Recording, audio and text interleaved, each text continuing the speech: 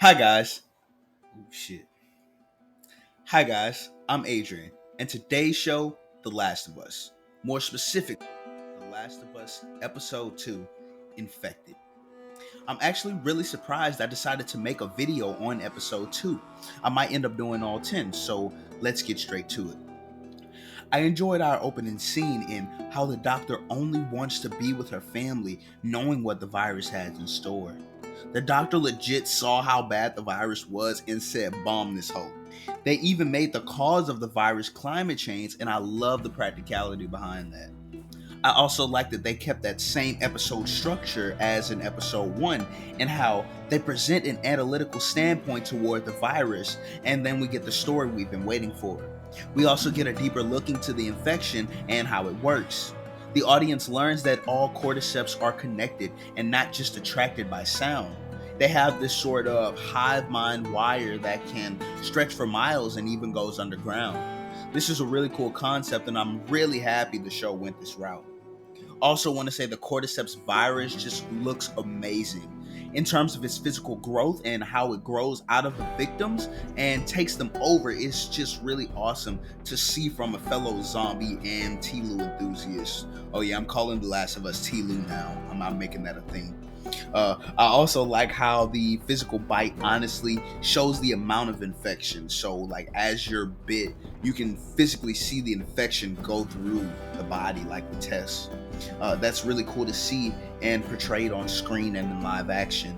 Yet another thing done right by everyone who went into everything TLOU. In this story, we see Joel immediately form a protective barrier over and around Ellie. Joel can't help but do this subconsciously, already forming father-daughter scenarios in his head. Joel losing his daughter was a void that could never be filled, and now he clings to whatever form of that void was once there, hence the relationship Joel and Ellie share. Speaking of Ellie, she maintains her epic sarcastic humor and fearless personality. Bella Ramsey does Ellie justice in every frame, if not feeling more like Ellie than Ellie in the game, if that's even possible. You can tell the writers have grown to know Ellie's character just as we have. Her lines could only be thought of after spending the years we've had with these characters. Now, maybe it's been too long since I've played the game, but I feel like the bond we get between Ellie and Tess is something we didn't get enough of in the video games, and I'm happy we got it in the show. It's like Tess died too early in the game. I feel like the show is conscious of this, and they do their best to make up for it. Just really, oh yes, The Last of Us.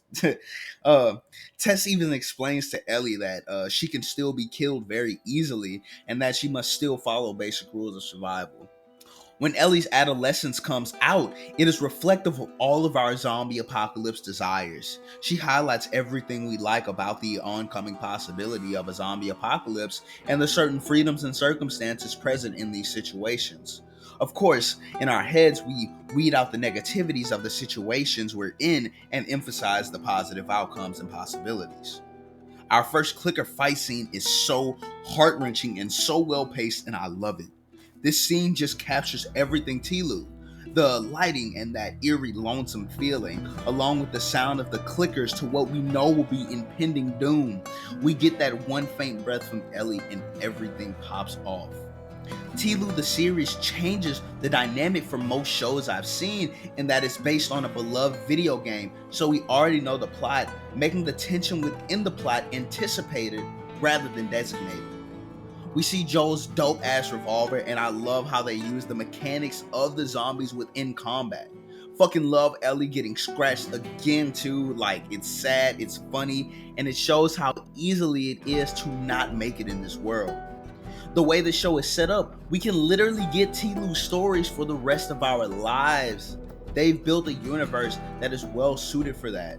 The audience knows we're never getting a vaccine, so the cordyceps is accepted as a normal part of life. This gives us as much time as we need to tell these stories, not to mention we have a 20-year time gap to see how life was early post-outbreak, and we can also get even more time with Joel considering what happens in The Last of Us 2. Back to Tess's final scene, I love how this time it's not Gunman or Fedra that pops up to kill Tess. She simply was a part of the cycle. the cycle this world has created: life, death, and infection. The TLOU show explores the primal nature humans have and that primal bonding instinct the earth and its natural forms offer. We see basic human connection and how humans bond at a primal level. This world digresses humanity to an advanced dark age, and how what bonds people is time. Just being together and experiencing things with one another. Not necessarily the things we say or whether we like each other or not, but rather sharing a common goal. In this case, that goal is survival. I want to thank you guys for watching my video on The Last of Us Episode 2 Infected. I honestly think I'm going to go episode by episode. It makes for more content and gives me even more time to love everything about film and TV. I want to say for The Shield and Rescue Me.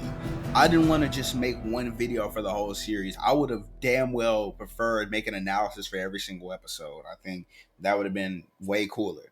But it makes for more content. It gives me more time to love everything about film and TV, and it may not be for every show, but say like Breaking Bad might get an episode by episode analysis, things like that. But stay tuned, guys. Thank you guys so much for watching, and I will see you guys in the next video. Peace.